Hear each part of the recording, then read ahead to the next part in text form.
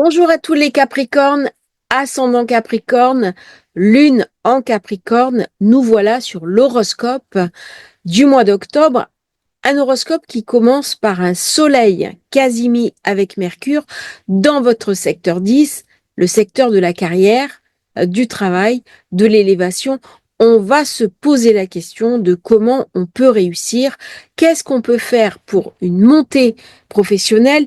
Il va y avoir des ajustements, de la visibilité, du leadership, la nouvelle lune qui est éclipsée, qui ramène énormément d'énergie. Bien sûr, si vous avez une planète sur le degré 9, 10, 11 de la balance, vous allez être impacté par cette nouvelle lune éclipsée durant un an. Sinon, eh bien, c'est une nouvelle lune sous stéroïdes. Son impact se situe entre un mois et 3 mois raisonnablement. Par contre, vous, elle va venir parler de carrière. Elle va venir vous soutenir, elle va amener de la concentration, de la visibilité, elle va amener des relations, du partenariat, mais aussi de la justice. Elle est alignée avec Mercure, l'intelligence. Vous aurez de nouvelles informations précieuses pour votre carrière qui vont arriver soudainement dans votre vie. Profitez-en. On va parler d'idées puissantes, de révélations soudaines, de nécessité également de prendre des décisions importantes, en particulier autour des questions professionnelles, mais nous avons Mars qui se trouve en angle particulièrement dur avec cette nouvelle lune. Tout ne va pas être simple.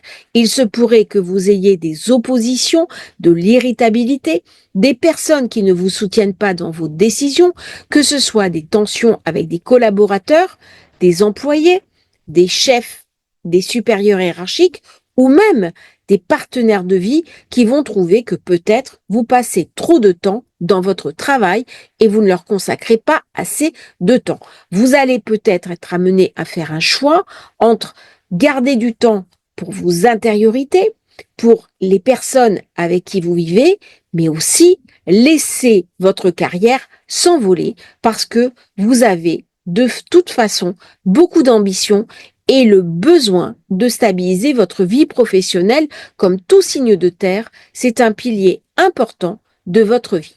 Une période où l'humeur peut être un petit peu instable, on peut être impatient, impulsif, il peut y avoir un petit peu d'irritabilité si les choses n'avancent pas assez vite, vous allez être très impatient, vous avez envie que les choses se libèrent. C'est une période excellente pour travailler sur ces schémas anciens, les schémas de pensée erronés et peut-être les autosabotages si vous ne vous faites pas suffisamment conscience. Durant cette période, c'est une chance inestimable de se libérer pour embrasser des nouveaux commencements, des nouvelles manières d'agir. On est dans du renouveau.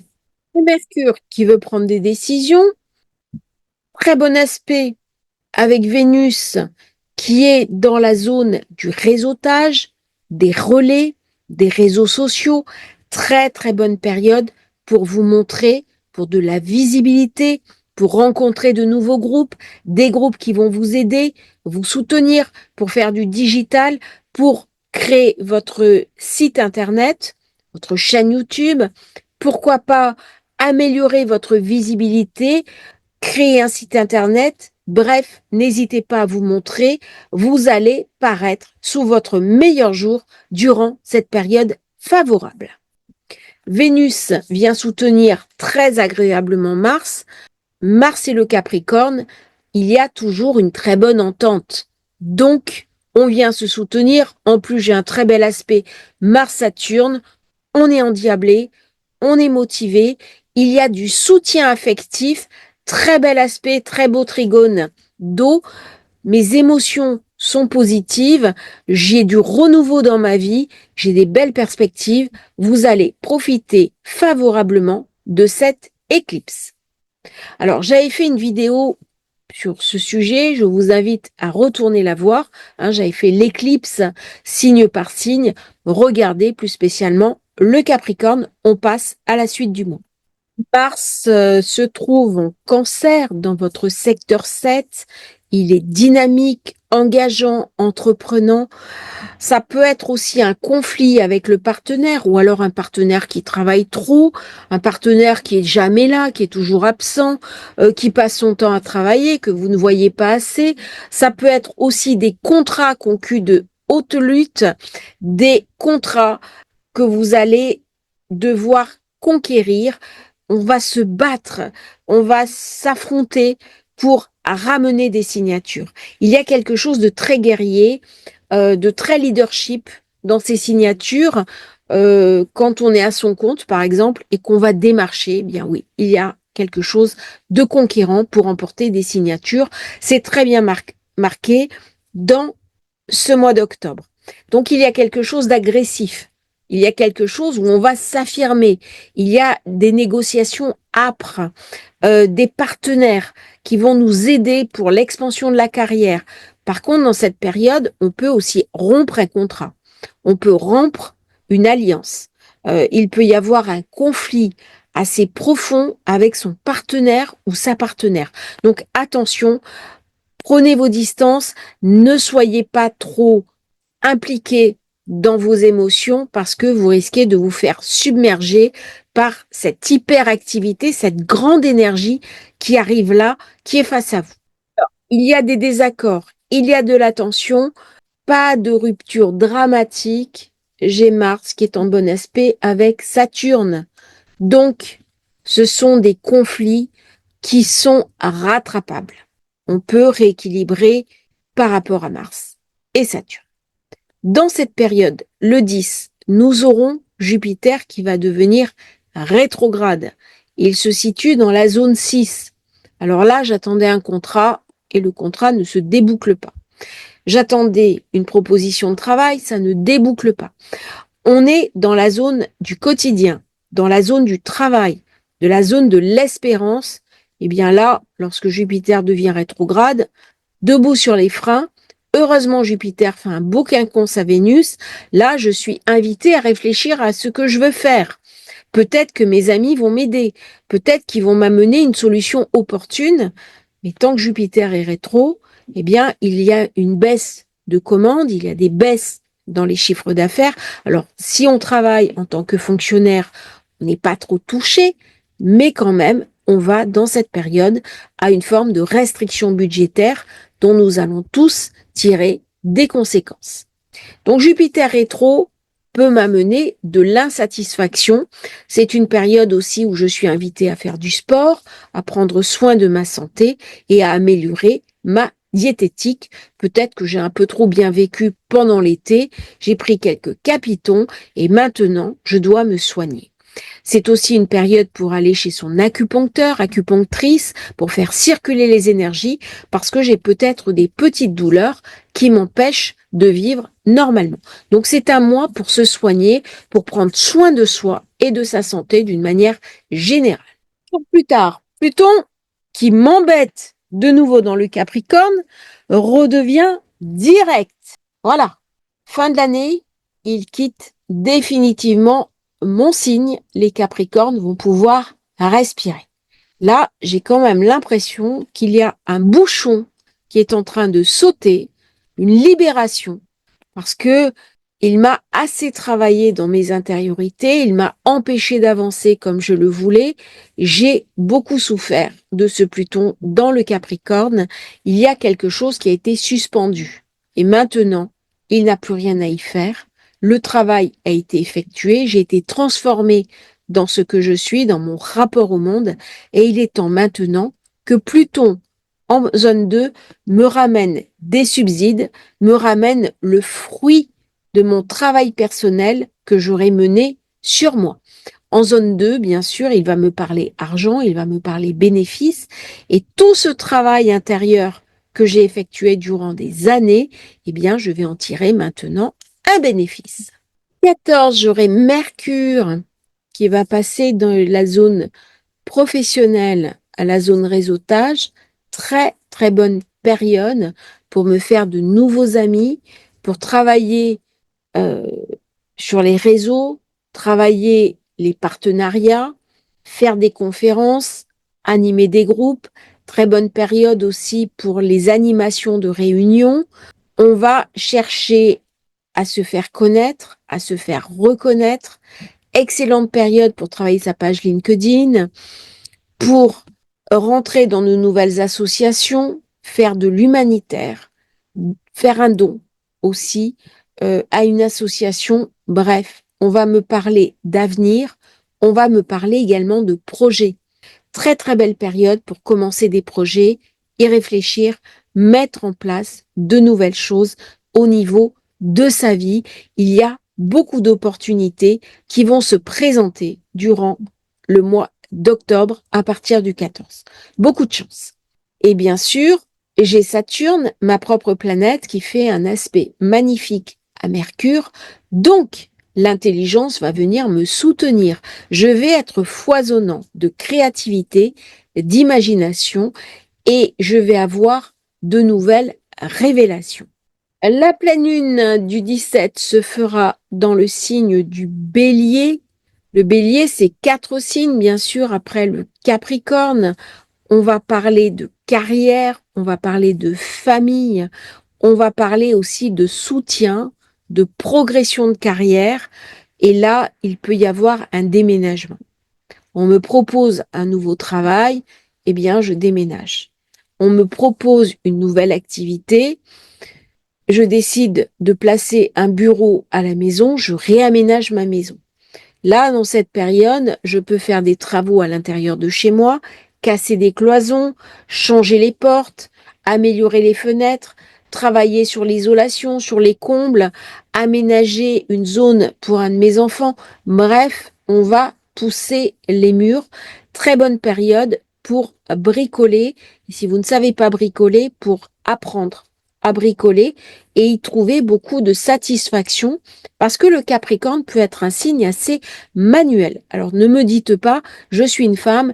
Non, maintenant, un certain nombre de femmes bricolons. On peut très bien trouver sur YouTube des informations, faire des stages de bricolage. Souvent, j'invite les dames à y aller et à faire quelque chose par soi-même dans le mode do it yourself. Donc, très bonne période. Bien sûr, cette lune n'est pas très bien aspectée. Elle est tendue avec Mars. On n'a jamais dit que ça allait être facile. Opposée au Soleil, forcément. Carré à Pluton. Donc, il y a, d'une manière générale, une forme d'insatisfaction générale. Mais Pluton, qui est toujours dans le Capricorne, bien aspecté avec Vénus, bien aspecté avec Uranus, Saturne bien aspecté avec Mercure, bien aspecté avec Mars. Donc il y a quand même quelque chose pour le Capricorne qui est plutôt chanceux, plutôt agréable, même si autour de lui, eh bien, les gens vivent quelques petites difficultés. Donc là, avec les ambitions du Capricorne, on peut aussi me parler achat immobilier.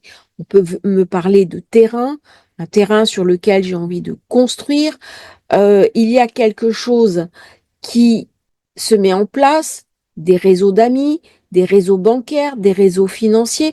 Voyez un petit peu l'idée, hein, c'est quand même très dans la construction, très dans le bâti, très dans cet axe Capricorne, Cancer où j'ai Mars. Donc il y a une nouvelle dynamique de vie qui se met en place. Au 23, le Soleil change de signe, il passe dans le Scorpion, et là, ça vient toucher encore une fois partenariat, projet, projection, organisation. C'est-à-dire que là, on a beaucoup parlé carrière, mais on est sur une vision d'avenir. Le Capricorne est un signe qui aime beaucoup planifier. On va parler de se concentrer sur ses objectifs à long terme, des aspirations que l'on a, de nos rêves et comment les mettre en avant, comment les mettre en place. Tout est question de carrière, d'affaires, mais on va regarder comment ça peut se dérouler dans le temps, sur un mode long terme au niveau de la zone 11. Et donc, il va y avoir des actions à faire, des actes à poser, des préconisations à mettre en place. Là, on est vraiment dans un mois d'organisation, de planification, de gestion. Comment organiser son avenir au plan professionnel. Donc, c'est des enjeux clés. Si vous êtes à la retraite, vous pouvez très bien décider de reprendre une petite activité pour vous faire plaisir, parce que là, le Capricorne va un petit peu s'ennuyer. Il va chercher à sortir de chez lui, de sortir de sa routine. Il a besoin de briller, il a besoin d'être vu, il a besoin d'être entendu et d'être reconnu pour ses qualités intrinsèques. Plein feu sur la zone 11 qui vient me parler de groupes. Alors ça peut être bien sûr des groupes mystiques, hein, où je vais, des groupes ésotériques, auxquels je vais peut-être participer. Mais on peut aussi commencer à travailler davantage en groupe, travailler avec une équipe, gérer une équipe. Il y a quelque chose d'une connexion avec des associés pour faire avancer la carrière. Vénus en zone 12, elle vient de passer dans notre secteur d'ombre. Alors là, il y a quelque chose de très connecté. Il y a quelque chose de très subtil. Hein. Vénus, elle passe, j'ai oublié d'en parler, le 18 octobre en Sagittaire. Là, elle va me ramener du secret. Elle va me ramener une part de mystère, beaucoup de leadership. Vénus, c'est ce que nous apprécions, c'est ce qui nous valorise, c'est ce que nous aimons. Eh bien là, elle est sociable, elle est bienfaisante. Autant elle était amicale, sociable et harmonieuse, c'est très positive pour profiter de nos amis. Hein. Elle a ramené quelque chose de très bien. Autant là, il y a quelque chose de caché. Il y a quelque chose de l'ombre. Ce sont des choses cachées, peut-être des amours cachés, peut-être des choses que j'ai envie aussi de garder pour moi avant qu'elles ne soient révélées. Vous savez, quand on tombe amoureux, eh bien, pendant quelque temps, la relation, on ne le dit pas parce qu'on a envie de vivre l'autre. On a envie de rester un petit peu dans le secret. Et donc, il y a quelque chose qui doucement se met en place favorablement pour le Capricorne. Donc, j'ai un côté très sociable, très extraverti, avec des opportunités commerciales, quelque chose qui est jovial, qui est extraverti, il y a une attraction. Et pourtant, il y a une partie de moi que je ne montre pas. Il y a quelque chose d'un petit peu retiré. Il y a quelque chose de secret que je n'ai pas envie de dévoiler. Et donc, je peux avoir besoin, à certains moments de la journée, de silence. Je peux avoir besoin de me retrouver dans mon monde intérieur pour me protéger un petit peu comme dans ma caverne, parce que le monde extérieur autour de moi vient trop me solliciter. Attention, parce que Mars, dans le secteur 7, avec cette importance de la carrière qui a été posée par l'éclipse du début du mois, peut m'amener une surchauffe mentale.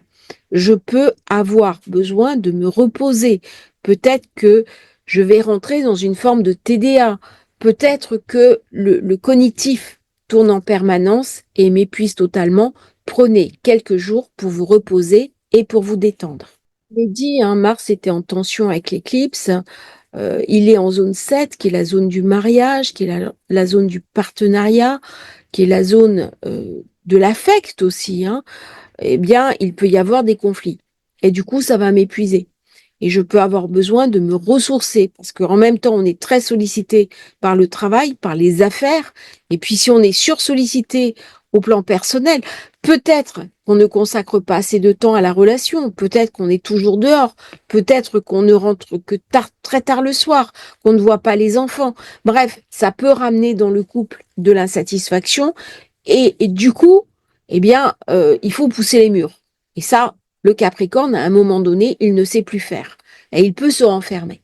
Donc ça, garder l'échange, garder la communication. Mercure, qui est très bien placé en zone 11, communiquer, parler, échanger, parler de vos problématiques. N'hésitez pas à en faire part à l'autre et prenez aussi des instants pour vous reposer, pour souffler, pour faire une sieste, parce que vous allez en avoir besoin durant le mois d'octobre. Avec ces configurations-là, tout ce qui aura été refoulé, tout ce qui aura été tendu, le ressentiment va pouvoir s'exprimer. Donc, ça peut déclencher en effet de la colère, mais c'est aussi libérateur. Tout ce qui est ressentiment refoulé, tout ce qui est on a mis son mouchoir dessus, eh bien là, on va régler les problèmes à la fin du mois d'octobre. Opportunité pour nettoyer ce qui bloque, ce qui verrouille, repartir à zéro, peut avoir une grosse dispute. On a un très beau trigone d'eau, des émotions qui viennent apaiser tout ça. Au final, on s'aperçoit qu'on a encore des choses à se dire, que on ne va pas briser un engagement pour des petits détails. On peut s'expliquer, on trouve ensemble un échange, un équilibre et on repart de plus belle. Mars en Cancer, c'est un reset, hein. C'est-à-dire, il peut se renouveler, il peut, par ce grand trigone, trouver une solution opportune et régler quelque chose qui traînait depuis trop longtemps, qui est aussi de l'ordre de l'insatisfaction mutuelle. Dernière semaine, Saturne sera en tension avec Vénus. Donc là, période où je vais me taire, période où je vais communiquer difficilement, je vais avoir tendance à me renfermer sur moi-même, période où je ne vais pas avoir envie de m'ouvrir aux autres. C'est une période qui va être un petit peu tendue pour le Capricorne parce que c'est une période dans le secret. Je vais avoir du mal à communiquer mes émotions. Alors, heureusement, le bel aspect avec Mercure, ça bouillonne à l'intérieur de moi, ça bouillonne au plan des idées. J'investis mon énergie dans le travail, mais à titre personnel, ça va être une période un petit peu tendue avec ce carré à Jupiter. Saturne est toujours dans la zone 3. Donc, on voit bien comment la communication, les autres ont du mal à me comprendre. Ils ont du mal à m'écouter, à m'entendre. Et ça ramène chez moi de l'insatisfaction. J'ai toujours Uranus dans la zone 5 qui amène beaucoup d'instabilité dans mes relations affectives avec la possibilité d'une belle rencontre, encore une fois, au mois d'octobre. Mais on sait que Uranus en taureau ne favorise pas les relations long terme et une des caractéristiques du Capricorne, eh bien, c'est d'avoir besoin quand même d'une certaine stabilité. Il aime beaucoup s'amuser, mais à un moment donné, on passe aux choses sérieuses. Donc, la fin octobre sera un petit peu tendue.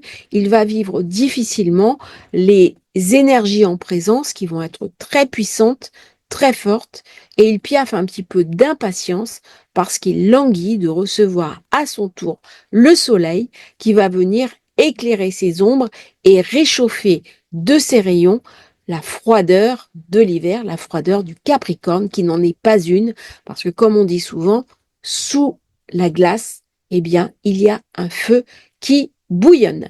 Merci à vous Capricorne d'avoir suivi cette petite capsule. Je vous demande de vous abonner à la chaîne, hein, ça va vraiment nous aider, nous soutenir. Si vous souhaitez commander votre thème de naissance, votre révolution solaire, vous avez le lien en bas dans la description. À bientôt pour un nouveau partage sur Astrologie Facile.